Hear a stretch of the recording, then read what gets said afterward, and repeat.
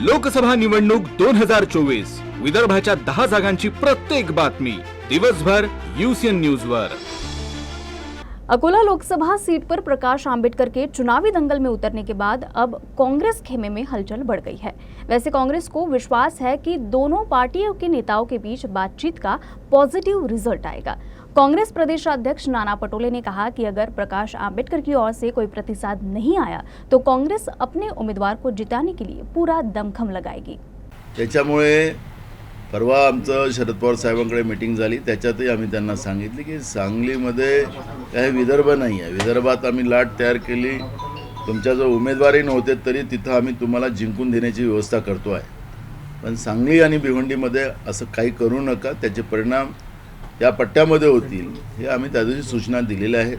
पण आज भिवंडीमध्येही शरद पवार साहेबांनी उमेदवार जाहीर केला, सांगलीमध्ये त्यांनी उमेदवार जाहीर केला, हे आघाडीचा धर्म नाही एवढंच आम्ही म्हणू।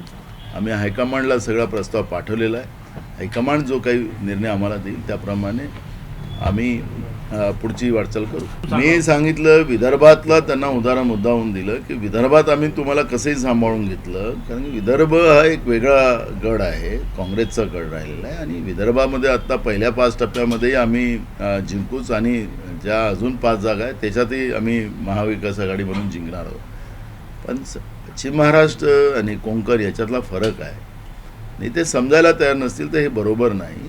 अखेरी बीजेपीला हरवण्यासाठी आम्ही सगळे एक आलेलो आहोत आणि या पद्धतीचं भूमिका घेणं आणि या पद्धतीनं उमेदवार जाहीर करणं त्याचा स्वाभाविक आहे की कार्यकर्त्यांमध्ये रोष होणार आहे आणि ते अजूनही वेळ गेलेला नाही आहे, अजूनही वेळ गेलेला नाही आहे, त्यांनी अजूनही त्याच्यावर विचार करावा ही भूमिका आहे। आम्ही हायकमांडकडे हा सगळा प्रस्ताव पाठवलेला आहे।